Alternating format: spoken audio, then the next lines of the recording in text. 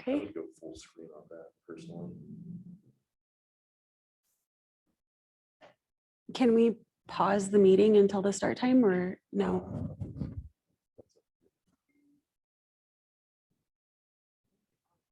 Yeah, No, but you see it, you're in. yeah, I see it. Okay, I got it. Thank you. Right. You're welcome. Bye-bye. And, well, I usually put the viewpoint where they're all in little squares so I can see everyone at once. Good evening. Thank you for being Hi. patient. We're experiencing a little bit of delay in getting everybody into the meeting. I'm excited to see all of you here. Welcome to Paint and Sip. Please continue to be patient while we allow folks a little bit of time to enter.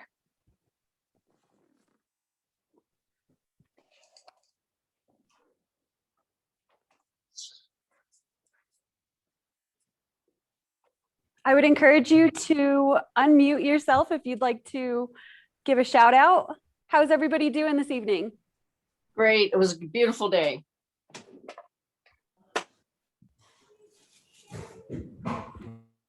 Oh,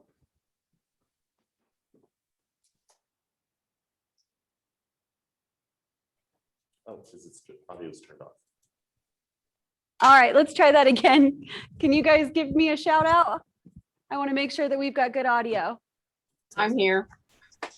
Awesome. Here. Thank you, Anne. I've got it. Here. Good deal.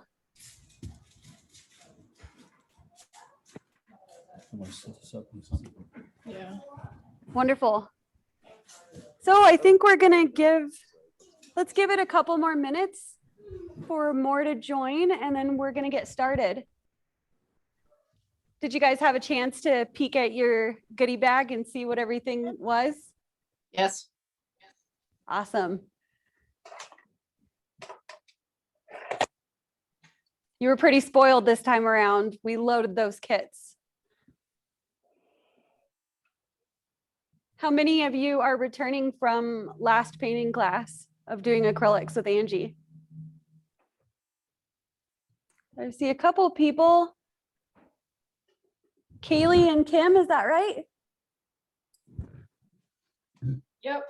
Yeah, Awesome. Glad to have you. we're glad to be here. Yeah, I think everyone's in that.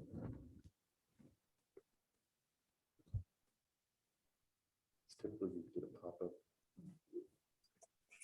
All right. Let's go ahead and start opening our bags.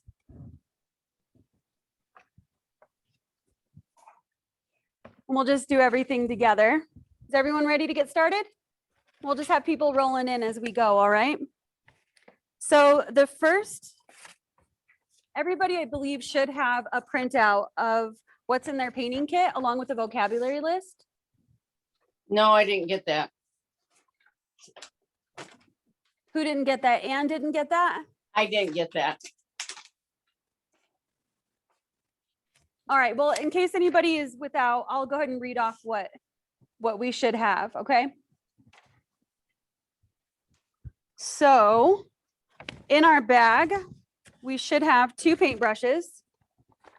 We've got 1 large round natural bristle brush and a small synthetic. Okay, we should also have our palette. Our palette is wrapped around with tape. I want us to, let's just go ahead and leave that closed for now, okay? And then we should have an ultra fine Sharpie, some paper towels, and 2 cups of water. Did everybody get a chance to fill their cups of water? Yes. Good. Okay. So we are going to begin by undoing our palettes. Each kit came with either green or blue tape. And this is painter's tape. So what we are going to do is use it as a resist.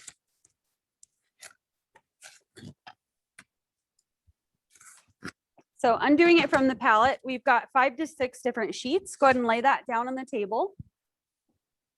And then I think now, Kim, if you would go ahead and pan at the painting so people can see what I'm doing.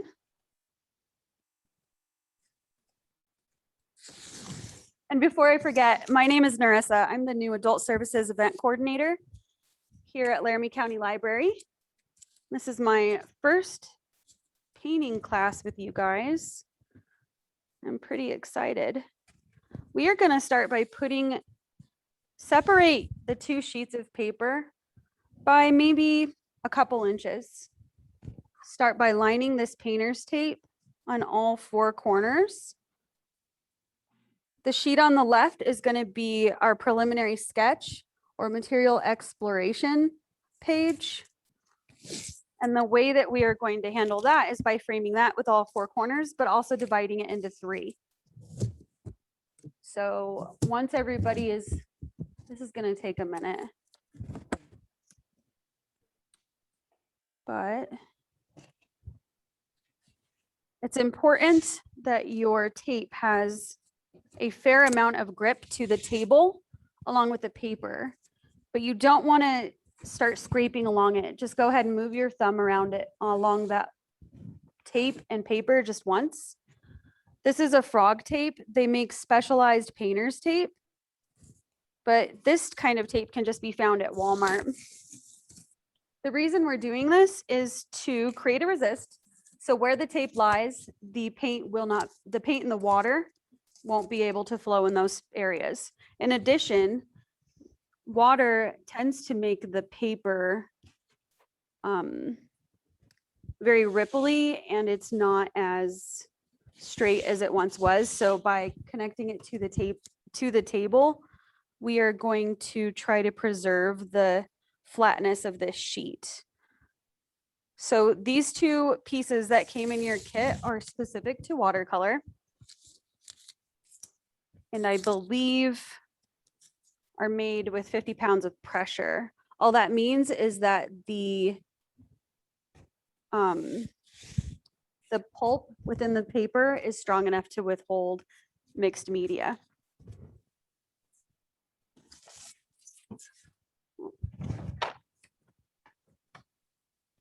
So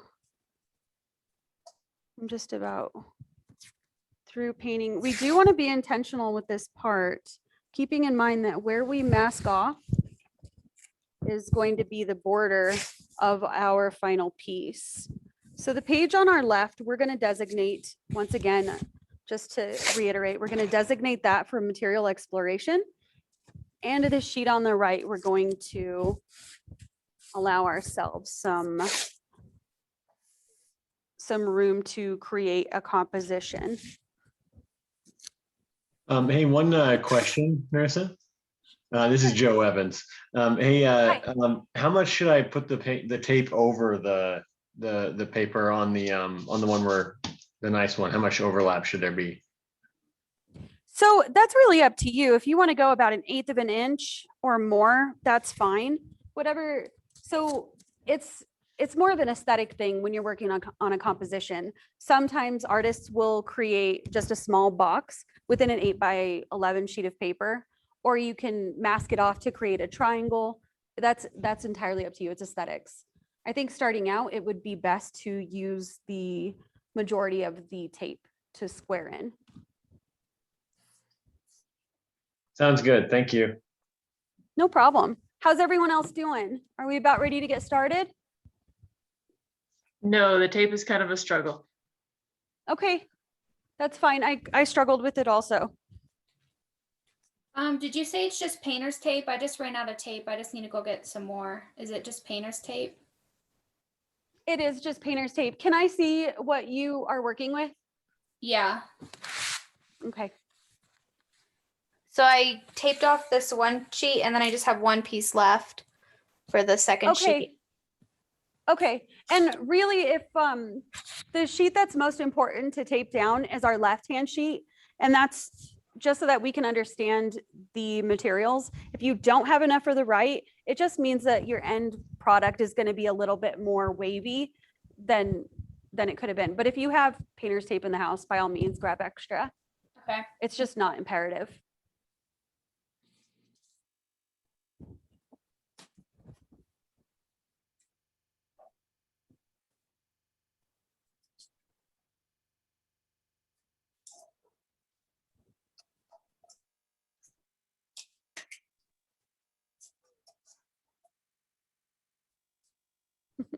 I see some helpers.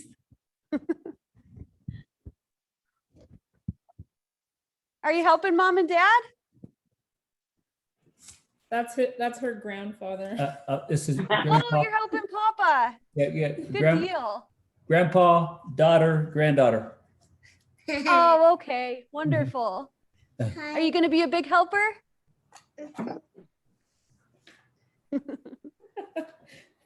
Do you do watercolor in school? She does lots of crafts in school. Yeah. You do watercolor? Very cool.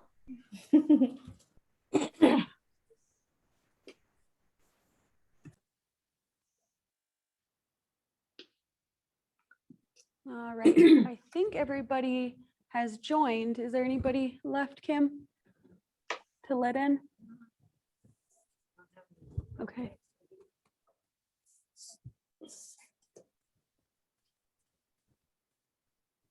All right. They're probably going to roll in. I think we allowed 15 total for this class. Oh, you increased it. Good. Yep, we decided to let everybody in that was on the waiting list. The demand was so high. Hi, Tina. I'm glad you could join. Hi. Sorry, I'm running late.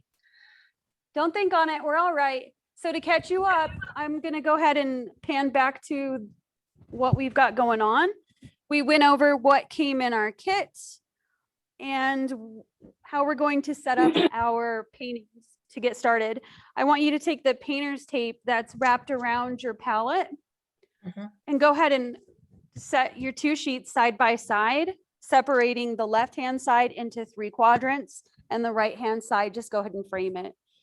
What some have found is that they don't have enough tape. And if that's the case, don't panic. Just go ahead and tape down the left side. The left side, we're going to prioritize for material exploration. And on the right, we're going to work on our composition and designing a final piece. So keeping us on track, I think that we're going to have to get started. Is there anybody who's not? Tina, I'm sorry, we're going to have to move it along. All right. So to get started, we should probably talk about the properties of watercolor. And for those of you that were in Angie's class, what makes watercolor different from acrylic? So the properties of watercolor, I guess the major trait of watercolor paintings that we see is that they are transparent, right? There's a granulation quality, and granulation really is just a word for a variation in pigmentation. So when we lay down watercolor, sometimes we'll see various groupings of darker colors and lighter colors in other areas. This is a wonderful quality of watercolor that we can take advantage of, utilizing it for depth or texture. Watercolor also stains, and it is liftable. So when we put watercolor down, we have various techniques and ways that we can lift it. So let's go ahead and use our large natural bristled brush and get that wet. You'll notice that your new paintbrushes are starting out with very hard bristles. I know that when I first started painting, my tendency was to take it and crack it, right? Because it's a little bit satisfying. Avoid that. The bristles are treated with a starch to preserve the shape of the bristles. So go ahead and rinse off the brush and try to soften those bristles little by little.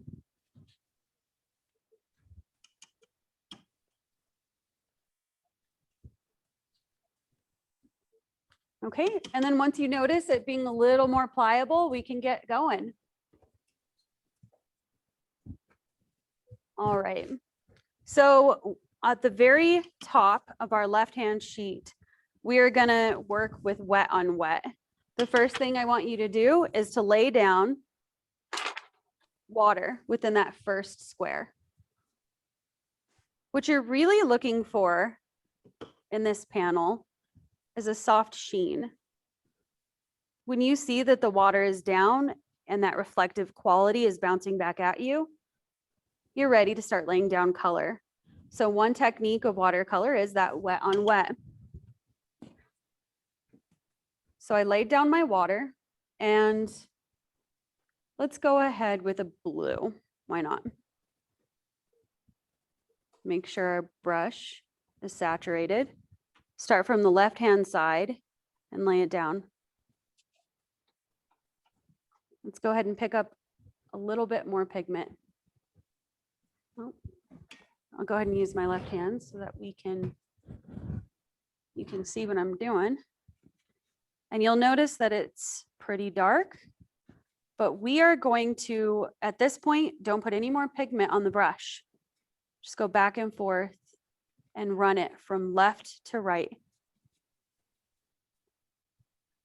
And you'll see that natural shift, that natural transition that we're seeing. This is a really great softness and I have a very question. beautiful quality to watercolor. Do I have a question? Yeah. My brush doesn't look like it got as soft as yours. Does that matter? So there might just be a lot more starch in yours. That's just a variation sometimes in factory. Just try to get it nice and wet and then work it a little bit with the paper towel will be okay. And Okay. it'll loosen up the more we work with it too. Okay, thank you. Yeah, thank you for asking.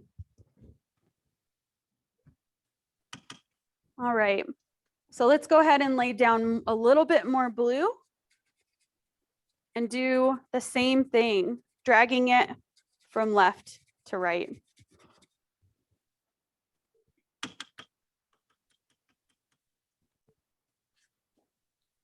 All right. Now that we've done that and we see the smooth sheen quality and how to maybe transition colors, we're going to work with a red on the right side. So lay that red down. I'm hoping that's a darker color. It doesn't seem, can everybody see what I'm doing well enough? Yeah. Awesome. All right. So same thing as with the blue, but instead we're moving from right to left, laying down our color on the right-hand side and shifting left. Narissa, do you have any tips on how much water we want in our brush when we pick up color? I feel like I'm getting a lot more pigment than you are. Okay. And so I'm working on a wash. A wash is typically more water than it is pigment. And that's a lot of times a preference. And so what you've covered my next topic. Thank you. But with less water and more pigment, we're going to get darker colors. More water, less pigment, we're going to get lighter colors, just referred to as a wash. What we need to understand about watercolor is that it's all about layering and probably a lot more patience than at least I have most of the time. But as long as we work with light washes and we move from back to front, you'll start seeing those depths automatically coming in, along with those optical color mixing that we're going to see with when we combine things like the red and the blue and how they meet in the middle and how we have that soft purple there in the center. But what, let me see here. So when we want the colors to be more saturated, what we need to do is start waiting for the pigment to dry. And a way to check for the drying level of our painting is to use the back of our hand. So we want to use the back of our hand and see if it's cool. If it's cool, without touching it, we know it's still very wet. So we're going to leave our first panel to dry, and we are going to go to our middle panel now, but we'll return to the first panel after we give it an opportunity to dry. It's a good idea to allow yourself multiple panels when working with watercolor, and that way you have something to work on at all times, going back and forth. So our middle section, I want you to do the same thing as before. Go ahead and lay down water.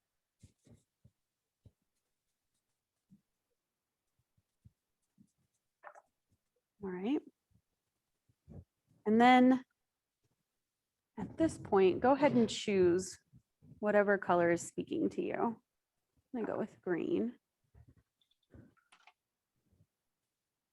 A lot of artists will tell you that it is frowned upon to use a color straight out of the tube. And for that control of exactly the color you're wanting, it's best to mix it. And that way they tend to have warmer qualities. It's a little more authentic. You know, if we see green grass, it's going to be a variation in shades, not this, not quite the lime green we're seeing in the palette, right? So I'm going to lay my color down.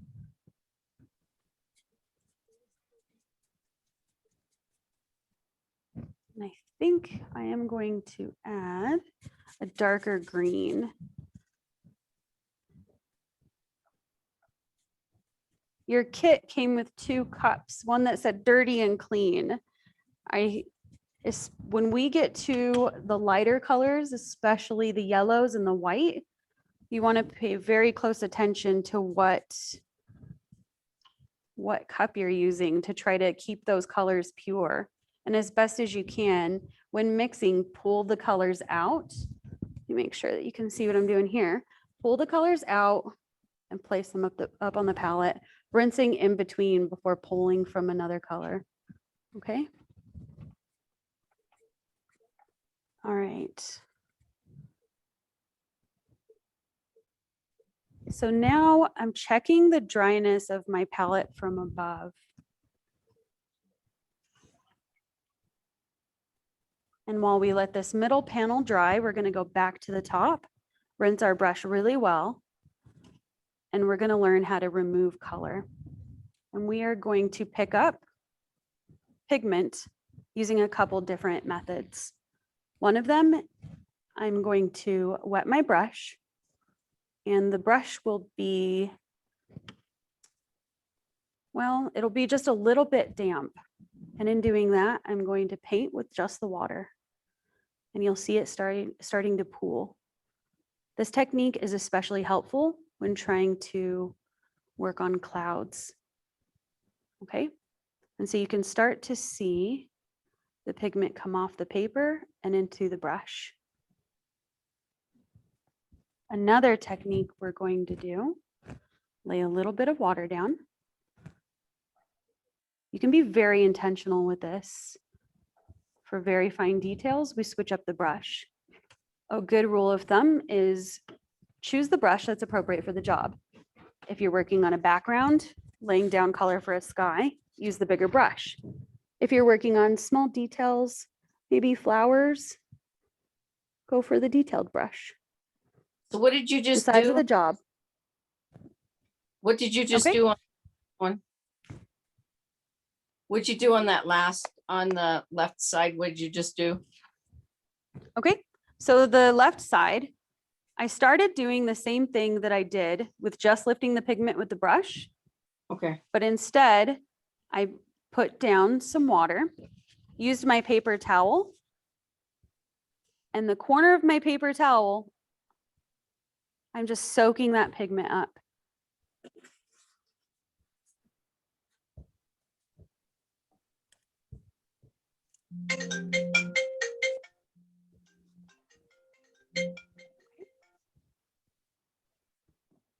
And so now we know 2 different ways to lift pigment. We're going to lay the water down and use a drier, slightly wet brush to pull that pigment off the paper. Or we can lay down the water and use the paper towel to pull the pigment up. The paper towel is going to suck any moisture off of it, including the pigment.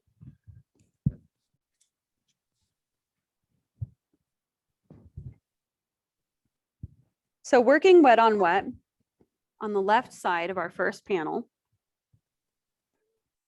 I'd like you to start doing small dots with just water. Polka dots, 2 dots, 4 dots, doesn't matter. The point of this is to loosen up and understand the way that the watercolors are going to interact with the water, the pigments, the paper. Too much paper or too much water, not enough water. And once you've done that, go ahead and pick a color and go with not as much water this time because we've got the water down on the page. So we are going to use, pull some more of that green. And I want you to place it where those dots were. Okay. And watch how the paint is going to have a bursting effect. Yeah, Isn't that beautiful? that's cool. It is very cool.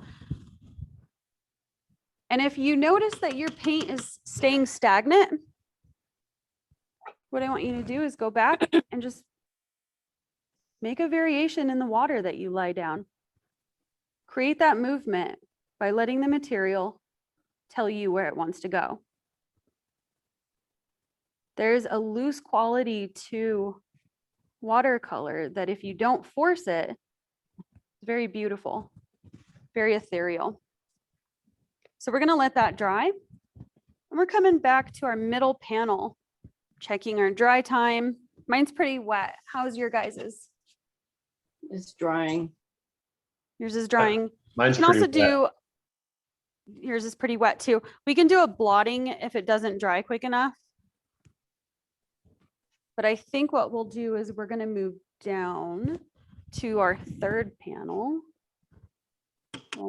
Well, let's go ahead and back up a bit. Let's take out our detail brush. Do the same thing as we did with our natural bristle. Get it nice and wet. And rinse off that starch.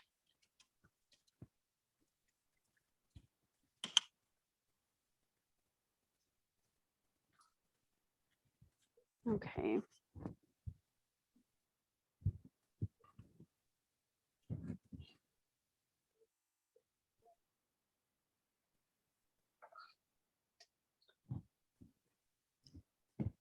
And feeling for a drier spot on that middle panel, go ahead and pick up some more pigment.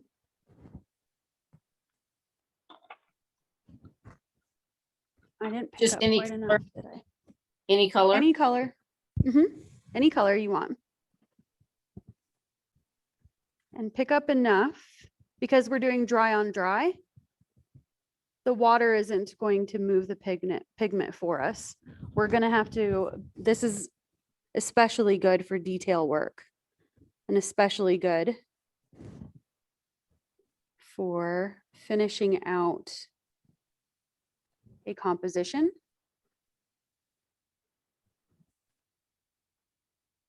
And just go ahead and see how that makes a difference. Working dry on dry and how much more controlled it has to be.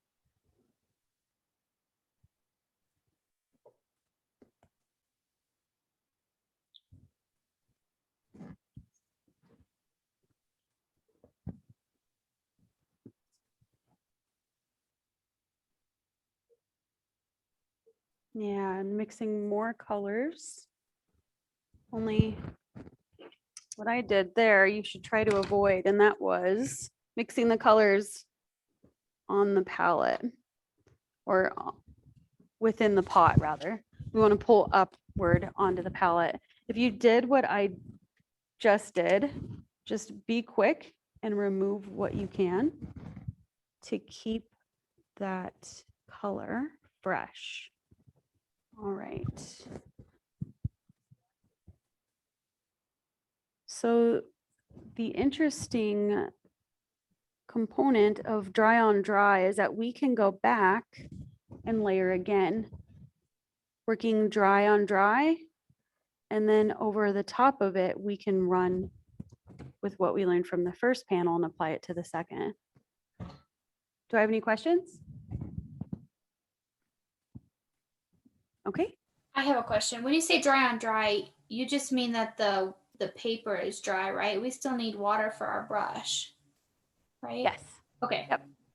Yep, we're still going to use water for our brush, but what we're going to do is we're not going to use as much so we can pick up quite a bit more pigment. Okay. So this is a little bit more controlled. The way that you can think of things on our first panel is that it's really loose and airy and that it's there's a lot of water applied to it. But on the second one, we want a lot more control. So we're going to hone in on the pigment and back off a little bit on that water. Gotcha. Creating the movement, we're going to force the movement a little more. So just, this is a good time to just go ahead and play.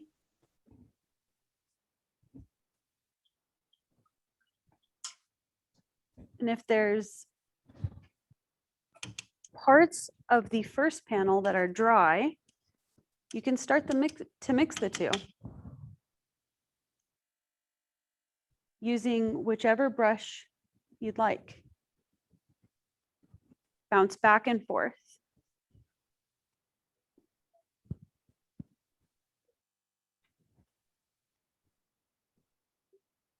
So go ahead and lie down a bit of color on that first panel using dry on dry. And see how that interaction takes place of the control over the one that was initially wet on wet. I'm going to go ahead and pull some of the color out on mine. On my first panel, I got it a little too wet. One of the reasons why we need to be careful about getting our surface too wet is that we can have pilling happen. And if you've got pilling happening, what it means is that the tooth of the paper or the texture, that's another name for texture of the paper, it couldn't take all of that water. And so we are pilling the paper just like we get pilling on our sweaters. It's the same thing, only once it happens is it really starts to, the integrity of the paper is sacrificed and we really can't put it back at that point. So we need to be mindful of how much water our paper can put down. And that's why it's good, good practice to buy better materials than the cheaper watercolor paper isn't going to be made with the same pounds of pressure and it won't be able to withhold the same amount of water. All right, I think it's about time we move to our third panel. Let's see here. So on our third panel, I'm going to teach you some detailing techniques. We're going to learn how to spatter. With this, you're going to need a decent amount of paint on your brush. And I'm probably going to switch to my natural bristle. Let's get it nice and wet. And I'm going to just spend a minute cleaning it out. When we get further into this, we need to pay attention to the color of our water. If it gets a little too dark, just take a moment and go dump it and get some fresh water because that wash is going to start to transfer even to our pots before we get to the chance to mix it. If this water is too saturated and green, what'll happen is when I get to the yellow, I'll start mixing a light wash into the yellow each time. So we're going to do a splatter effect. Decent amount of water, picking a color. I'm going to go with this nice pinkish red down here. I want a decent amount of pigment and water on this. And there's a couple different ways that I can approach this. It is going to splatter on a little bit on your clothes, on your table, it may even go on your other sheet. So to protect it, let's go ahead and put our palettes down just to try to be mindful not to get it everywhere else. And you can start by just flicking the top and seeing what that does. Okay, or we can go ahead and use our pointer finger and our pointer finger and hit it downwards. So this is very a Jackson Pollock move, right? How many of you are familiar with Jackson Pollock? Yeah. Yeah, Wyoming boy. Yeah, that's all right. I'm excited that somebody knew that. Yeah, he went to the University of Wyoming. He's a very famous artist with a lot of, I think he specializes in abstract expressionism. So once we've got that splatter down, let's also don't do this. that ruins your brushes. So a lot of people will set their brush down. It's good to try to keep it, roll it. And you can test how much of the pigment you've gotten out doing that. Roll it on your paper towel. Go ahead and leave it onto the side. I'm going to wipe down my table just to be mindful of my work surface. All right. And then whichever panel is most dry, I want you to use your Sharpie. This is just another layering technique. Test for dryness. And it might even just be a portion of that sheet. Go ahead and use that Sharpie just to draw.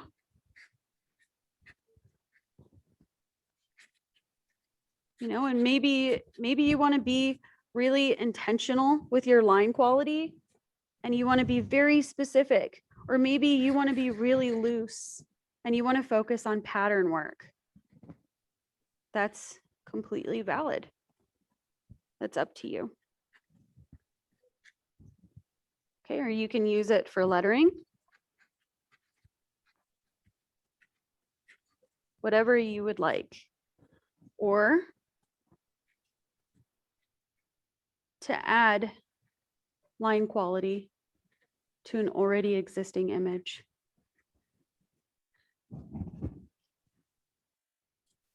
An alternative to Sharpies are Microns. You can find them at most art supply stores. And they range from 1-inch brush to 0.5 millimeters. You can get extremely detailed with them. They're some of my favorites. All right, another technique that we can do is called stippling.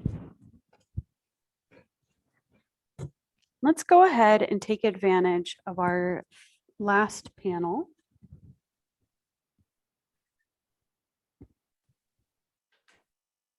And for stippling, what we can do, a wet on wet or a dry on dry. But it's a concentration of small dots. And these small dots help us to create lines or depth. And the way that we can create depth is by creating an illusion. More dots together, they're going to be a more shadowed space. Dots further apart, it's going to allow more light to show. Won't be as specific. Won't be as concentrated. So the way that I went about it was I did a little bit more of a dry on dry.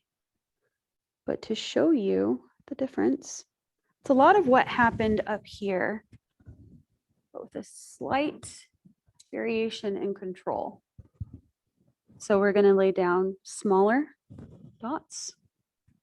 Again, starting just with water. Same thing as we did before.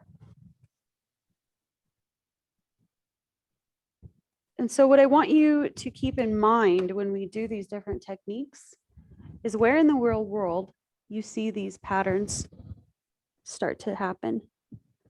Maybe they remind you of what happens in a snowstorm. Maybe it's what happens after a road trip and you see all the dead bugs on your windshield, right?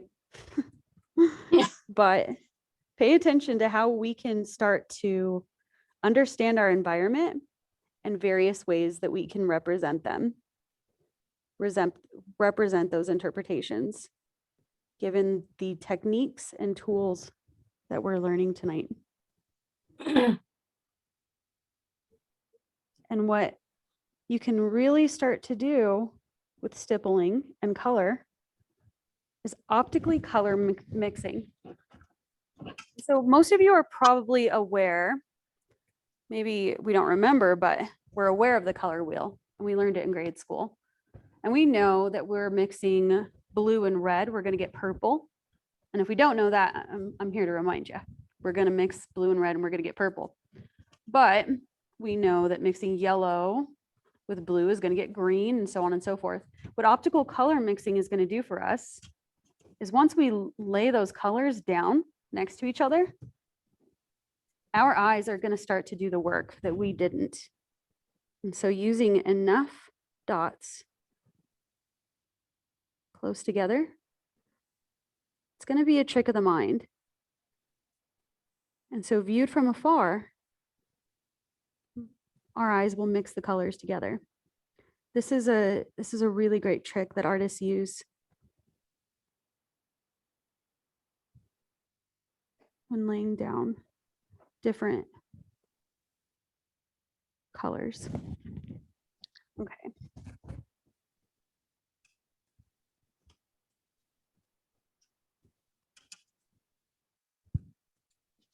Then you can, once that starts to dry, play a little bit with laying some water over the top of those stipples, those dots we've just made. Lay some water over the spattering. See what happens when we mix pigment on top of it and we let it move. All right. I think we might just be ready to get started. Are you guys starting to get a sense of what's happening? Yeah. I did Yeah. have one question. I think I might have missed Sure. it. What are you doing when you're pulling the color onto the bigger squares in the palette? Okay. So when I'm trying to pull the color from the pots up here to mix them, is that what you mean? Yeah. Okay. So if you're not seeing that happening, all it means is that you don't have a sufficient amount of pigment on your brush. And so I rinsed out my brush pretty good and I'm trying to mix a better yellow and I get it here, and it's really transparent and I just don't see enough. What you need to do is just keep picking up pigment, roll your brush a little bit. Try not to do this number because that's going to ruin the integrity of the brush. These bristles are only held in by tension at the very top. And after time, you'll see that you'll have hairs fall out. So you want to try to keep that going, but that's it. You're just going to roll it around, pick up pigment and drag it to the top. And it's just to make sure you have the right color that you want. Yeah. No, this is what I'm utilizing these spaces for is to make sure that I have an area to mix colors. If I want to use the color that's pure right from the pot, you can just use it right from down here and not worry about this area up here. But let's say that I don't really want to go with a yellow that's that bright. It's more of a canary yellow. And I want to do a mustard yellow. So I'm going to come down here to this burnt sienna looking thing, right to the left of that bright orange. And I'm going to start bringing that in here. All right, I'm going to start to see a mustard. I lied, that's more orange. But let's pretend that I mixed that properly, okay? But this panel up here, what I'm using it for is a mixing palette. Okay. Okay, and at the very end of painting, you can choose to wash it or you can choose to let it dry. The wonderful thing about watercolor is that once it dries up, once your palette dries, you can always reconstitute the pigment by adding water. So what we offered you in this kit, I mean, you could probably paint a few years worth of paintings just on what is offered in this kit. You don't use very much with watercolor and it goes a really long way. It's really wonderful that way. And then it's great too, because if you are working on a piece and you've got to wrap it up for the day, or maybe your hand is sore or whatever it might be, go ahead and let it dry, close your palette. Once you come back to it the next day, the colors you've mixed, they're right there and they're ready for you again. So another, I want to go ahead and cover something that I forgot to mention. Every time I sit down to do a watercolor, I come up with something very similar to what we did with these panels. And the reason I'm doing it is to give myself notes. Sometimes, you can do whatever is appropriate. This is your this is your palette, own it. You know, if you want to do A, B, C, D, E, F, if you want to go ahead and label your palettes, this might be a good idea, because if you're working on a painting that takes you a couple weeks, a month, a few days, you might want to take notes. Gosh, I love that purple that I made, but I don't remember how I made it. So what you can do, and this is a great skill to have anyways, painting in acrylic, watercolor, doesn't matter. Let's go ahead and just take a nice amount of blue. I'm going to add a little bit of that purple. I want to make it a slight more magenta. I'm going to add a red to it. All right. So this was the purple I wanted. It's got that Laffy Taffy quality.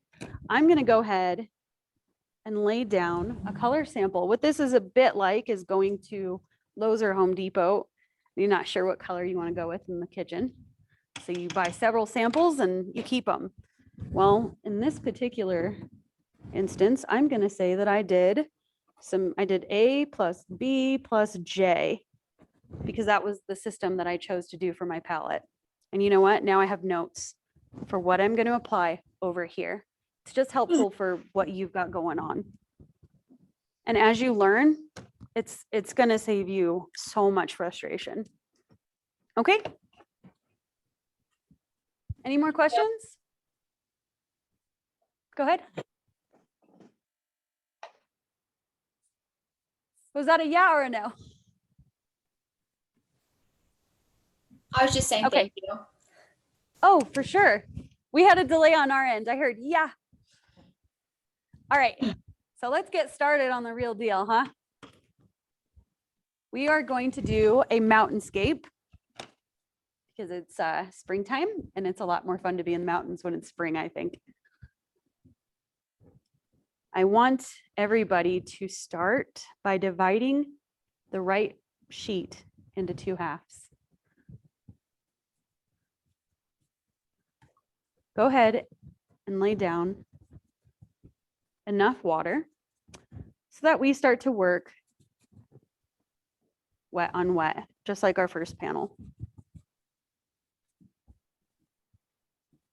Not enough to where the page starts to fill, but just enough to where we have a sheen. We are going to create a mountain landscape. So the top of our sheet, decide what color you want your sky. Let's go ahead. If you would like to choose, you can, but if you'd like to follow along with me, we're going to go with the second blue in your palette. That's 1, 2, 3, 4, 5 over from left. All right. Go ahead and pull that blue down, laying quite a bit of pigment down at the very, very top.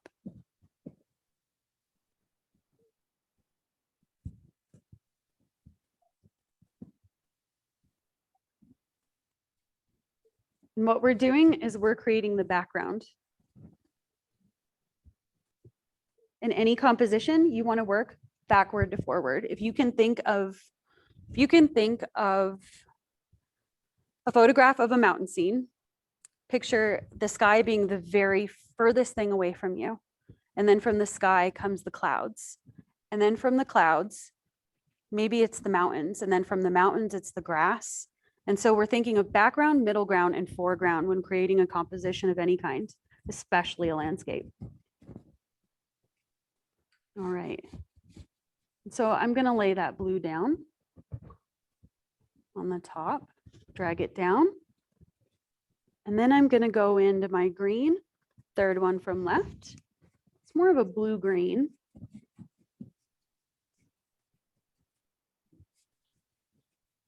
Right. And I'm going to let that naturally fade. But I should have a somewhat distinct middle line.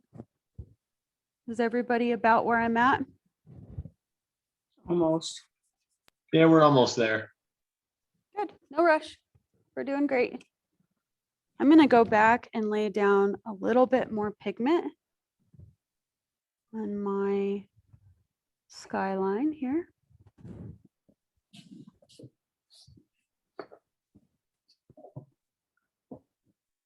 Just drag it all the way down. Be very loose with it. All right. So my green, I'm going to add the second green and go right over the top of it. Which green did you use, the second one? The second one is the second one. Oh, okay. So second from left.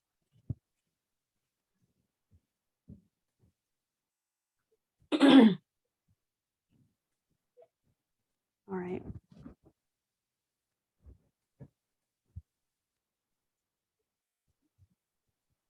Okay, and doing what we did in the first panel, we are going to add some more colors to that blue sky so that maybe it's just at sunrise. There's a little bit of pink. And this is up to you, whatever you'd like to use here. You can add a little bit of red or blue, but be loose with this step. Let the colors spread. Don't be too specific about placement, because we want to take advantage of that airy quality that is watercolor. We're not trying to make this acrylic. We're trying to appreciate what is watercolor. And so what I'm doing is I'm going back with my brush and I'm taking out some of that water. What I did in laying down these colors is I am beginning to lay down the groundwork for my clouds. Okay. And again, same thing we practiced before. If you're a little dry or if you're a little too wet at the bottom or anywhere on the page, you can either dab it or you can pick up with your brush. So even in dabbing it, you can take advantage of the texture that's going to naturally start to happen on the page. Okay. And at this point, I'm pretty wet. So I think that we need to give it a rest and start mixing our colors for the mountains, for the mountain range. So when we look at the mountains, a misconception might be that they are just blue. But there are so many more things happening in that mountain range than just blue. When I lay down where those mountains are going to start, I want to use my detailed brush and a lot less water and go ahead and draw a line somewhere between the blue and the green that we laid down. What color did you There's use? going to be, I used the fifth blue or the fifth color in at the top of the palette. Okay. Okay. And I didn't mention before, but what's pretty cool about these palettes is this thing here. We can go ahead and pop that out and we can use it to hold our palette. Oh, This is awesome if you're gonna, I don't know, if you spend the day hiking and you want to capture what you see, this is pretty good for on the spot painting. And you can use these sides here to these textured circles to help pull some of that paint off of a brush. So we added that horizon line. Go ahead and combine now the gray at the bottom left. And this, I want you to spend a little bit of time pulling enough pigment and pulling it up on the palette. That way we don't run out. There's significant ground that we're going to have to cover with this. So we want to make sure that we've pulled enough. Once you're pretty saturated there, add some blue. All right. go over that line a little. And start to put in what might be our mountain range here. There's no wrong way to do this.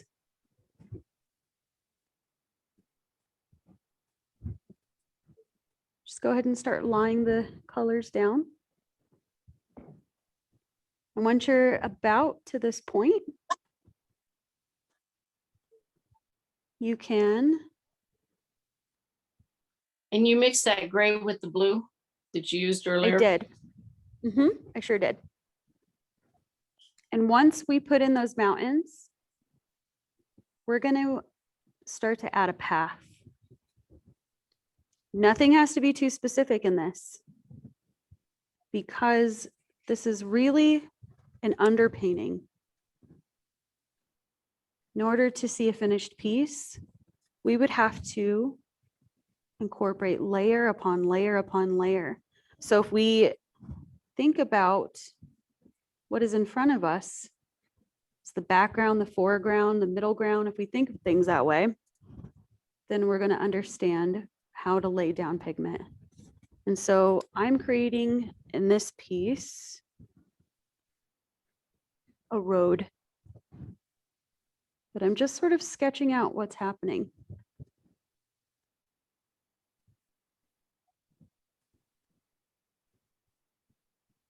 All right. Now that I have a mountain range, just the line work, and an idea of a road coming towards us. Notice that I use the road gets small as it's further away, and it's larger as it's closer. It's going to help us create the illusion of depth. So let's lay down some more colors. Get those mountain ranges filled solid using the same blue as before. We're just going to want to get down enough pigment. Try to, if your paper is really, really wet, soak up some of that excess water so that you can lay down some coloring. Okay. And this is a great opportunity to do some of that wet on wet we were doing before. Let the water do some work for you. It's very organic and flowy. Nothing in nature occurs with straight lines or intention. It's very sporadic. And so the looser you are, the more realistic this is going to appear.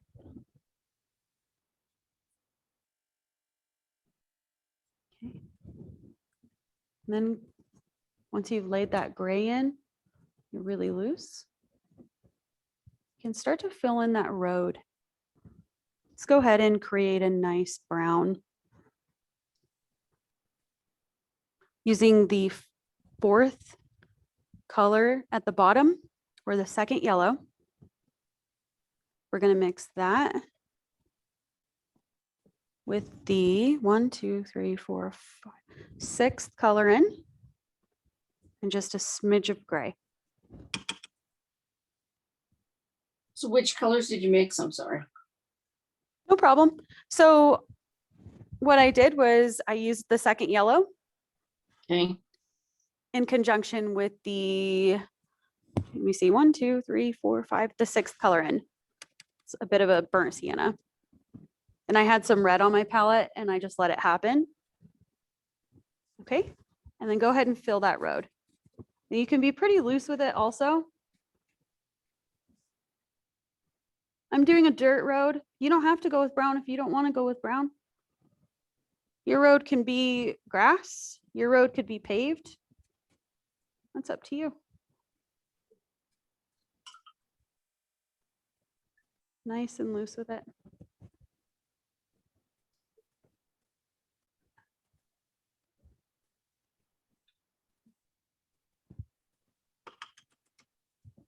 Okay, going back to the mountain range, I'm going to pull some color. I'm going to pull some water out because I got really nice disbursement of color. It's a bit too wet to keep working with it in the time range that we've got.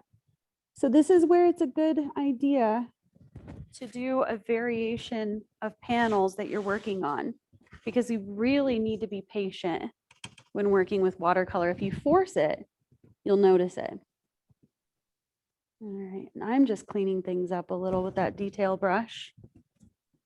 All right, now let's go ahead and decide where some more greenery is going to happen in this piece.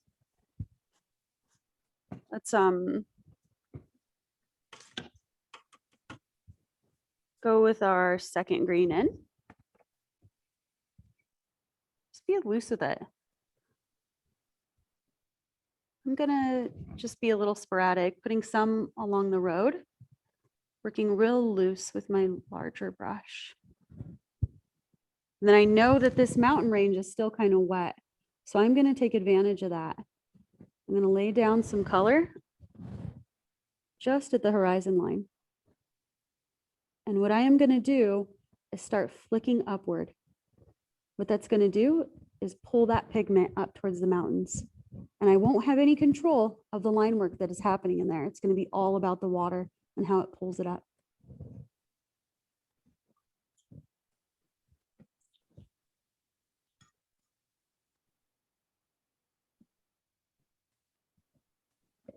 All right.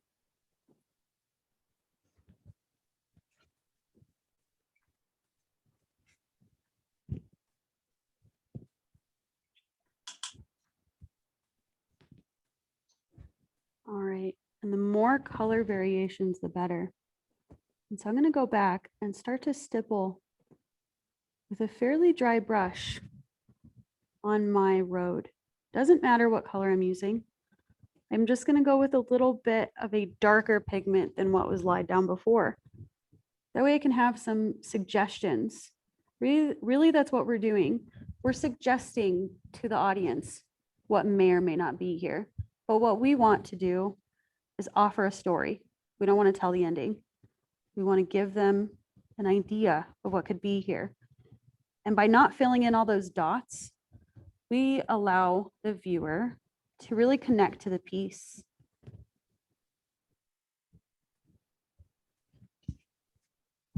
Letting them find a connection with what they see. Maybe it's a memory that they had and it reminds them of something. But if we give all the answers away, they have less connection with it. And so if you tend to get muddy, which is what was starting to happen with mine, I'm too wet, and mixing color after color after color and not allowing anything to dry in between, you're just going to come up with brown. And so I dried my page with the paper towel. And I'm going to go back, lay slight amounts of pigment down with very little water, really pushing that pigment into the page and avoiding excess water because I'm a little too wet at this point. Use lines to your advantage. I want to imply that this road starts at the bottom of the page and wraps around to the top of the mountain. And so I'm going to use large, thicker lines at the bottom to imply that movement and to create a path for the viewer to look.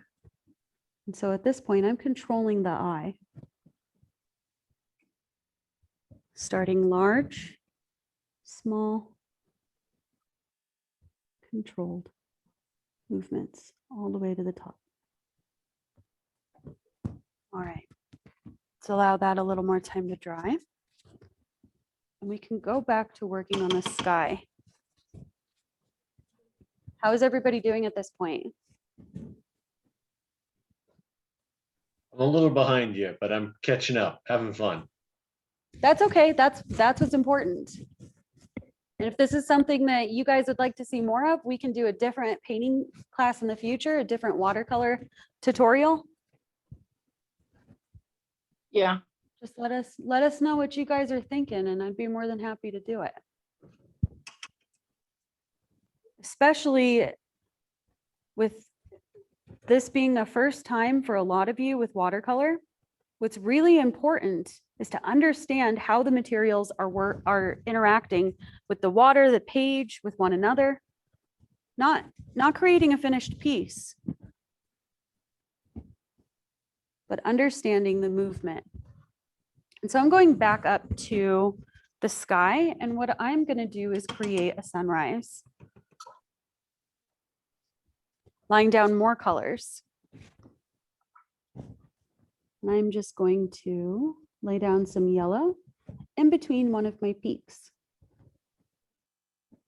Concentrating that pigment on the innermost corner of those peaks, allowing that looseness to come through, just like we did on the very first panel when we worked left to right and right to left, allowing the water to mix the pigments for me.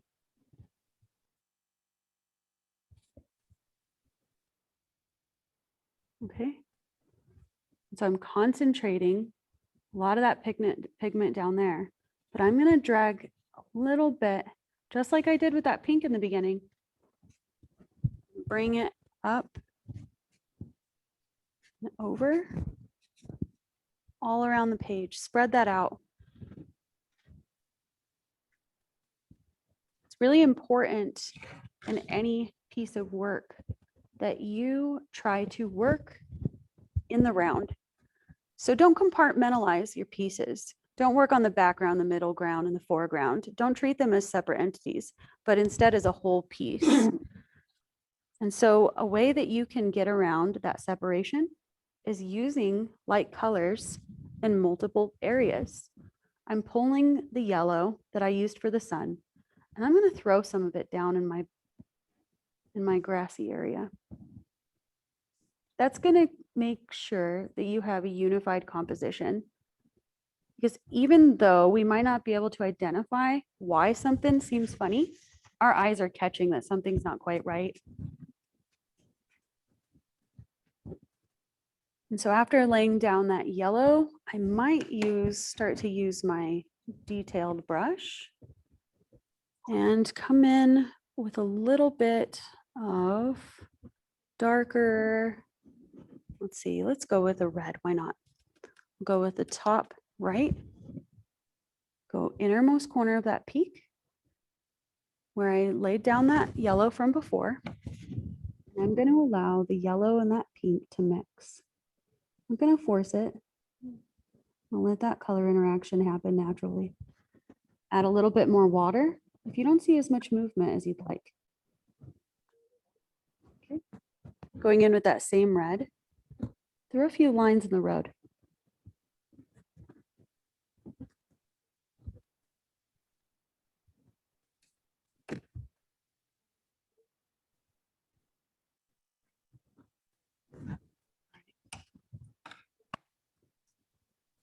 I had some green pulled down to the road, but I don't have a problem with it.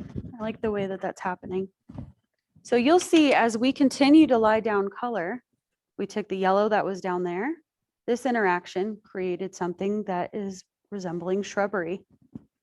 And it's all organic. I'm gonna lay down a little bit of water in this grassy area.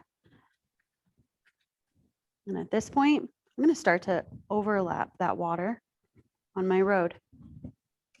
And I'm going to mix plenty of pigment down because I'm going to start to lay down dark grassy areas. So I'm going to use the second green at the top.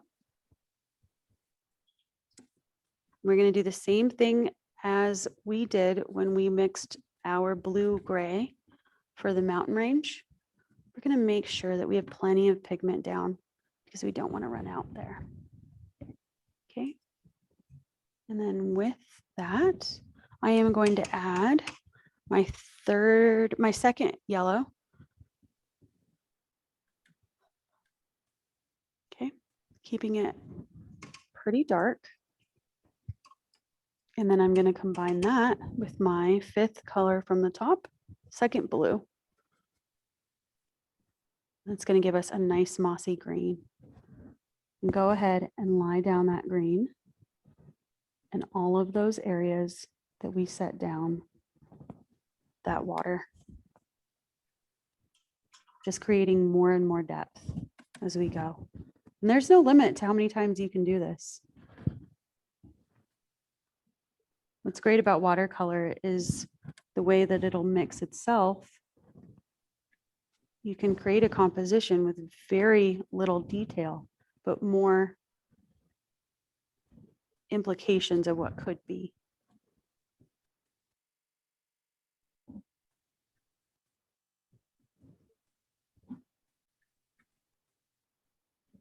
Right.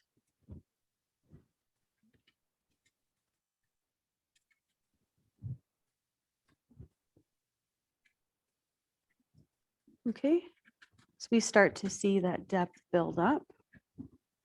We're going to return to our mountain range. And one of the last colors that I want you to pull from your palette is white.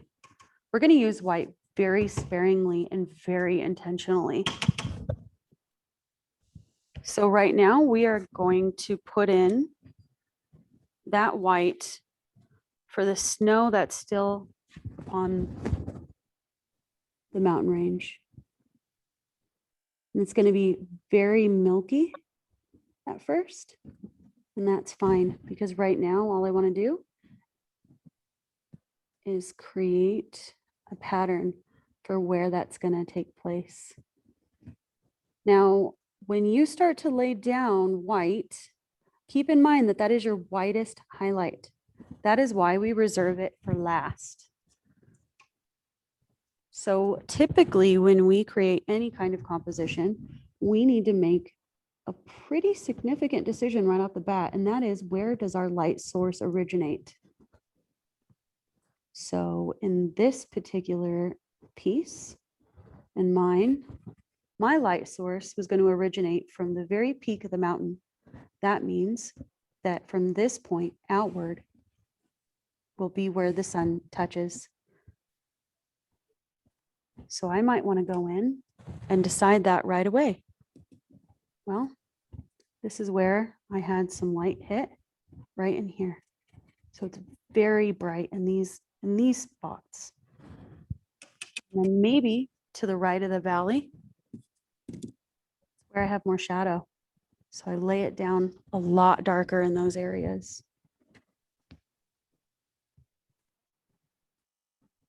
But my point in mentioning that light source is being intentional with where you lie down that white, because it can't be everywhere, right? And if we're selective, then it's going to really highlight that range. And if at first that white is very milky and it's not concentrated, that's fine. Let it be. Wait until it dries and revisit the area again. And what's great about this is if you got carried away, put down too much white, you can go back and define it with our darker colors once more. Okay, so let's go ahead and go back to the top and decide to define a little bit more of what's happening in the sky. Again, we're going to have what we did down below, and that is a light source and shadows. What happens in the sky happens down on earth. We've got shadow patterning. There's going to be parts that hit our sky from the sun that creates really bright spots. We can go ahead and capitalize on that using a little bit more white, or we don't have to use the white. We can go in and use yellows and bring it upwards. Just be very loose with the sky. Something you really want to avoid are those traditional clouds that we used to draw as children, right? There's a difference between what we see in our minds and what we see in front of us. And what sometimes happens is that we draw our paint, what's in our mind and not in front of us. And so when we see things and we record observational paintings or drawings, we're trying to take a look at what we see. If you want to understand shadows better, a good way to go about that is to squint. If you squint really tight, your eyes are going to pick up the brightest bright and the darkest dark. and that'll help you start to train your eye. A lot of this is a training of the eye. And so I'm starting to get a little bit muddy in this area. I'm gonna back off and let it dry some more. This might be a good time to take out our pen. Well, I'm too wet, guys. And I'm at a complete stopping point if I don't want to muddy everything up. But I'm interested where you guys are. Where are you guys at with your paintings? Can I see some progress shots? They are, oh, that's wonderful. And you've done quite a bit. I'm so impressed. Thank you. Oh, looking good, Kaylee. Oh, and Tina, oh, wow, that looks wonderful. Yeah, you can go ahead and take a screenshot.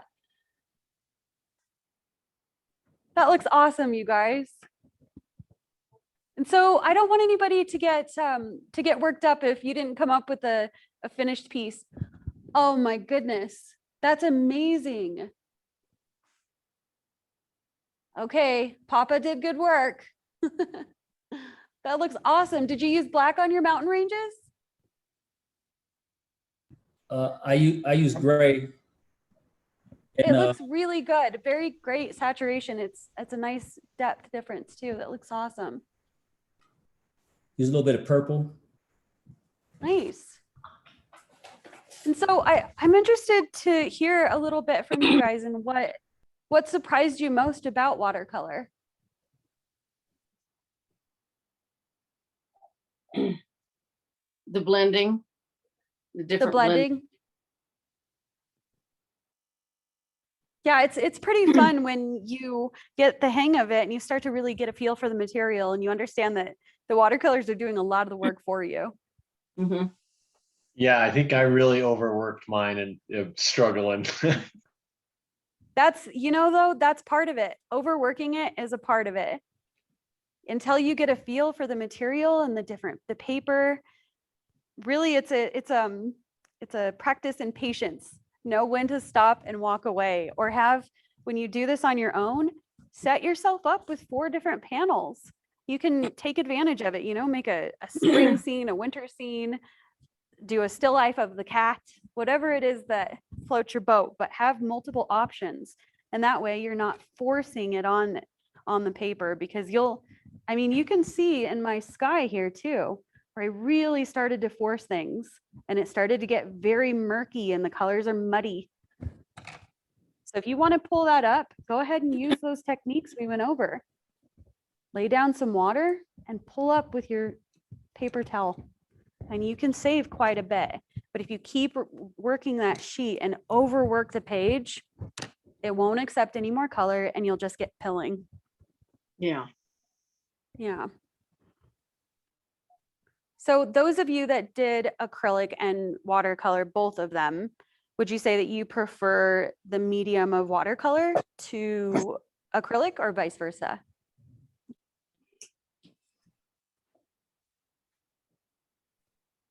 I've done acrylic before. It's either one's good. Good deal. I enjoy both. I really like the watercolor. Yeah, I like watercolor. That's so too. good to hear. I like that Awesome. you can create the water, but you have more control over the acrylic.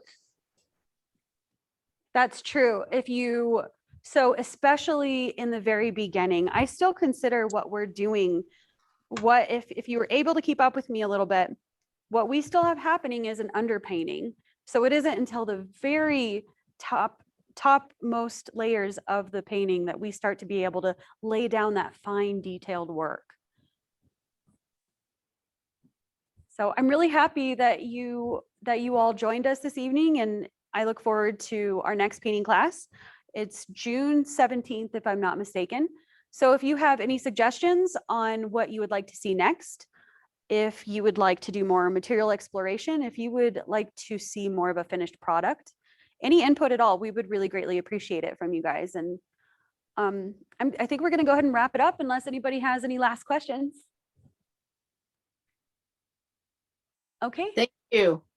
Thank You're you. welcome. It you was so really much. great having you. Thank you. Thank you. Thank Oh, you. you guys, you. before you leave, would you guys mind putting it up to the camera so I can take a screenshot with everyone? If you don't mind, I'm not forcing anybody, but It'll just take a second to undo the tape. no problems. And if your piece is too wet, don't do it. Don't worry about it. Okay, ready? Mine's a little too wet. I'm gonna have to hold off. That's all right. If you want to send them in, if you want to email them to me, that'd be great. If you don't have to, but if you would, How's that? that'd be awesome. Can you do a All right. screenshot? Yep, I think we've got it. Did you screenshot it? Super. Thanks, everyone. Thank Thank you. Have a great night. you. And if you have any suggestions, just email us. Okay. Thank you for joining. Thank you. Okay. Bye. Good night. You haven't splattered it.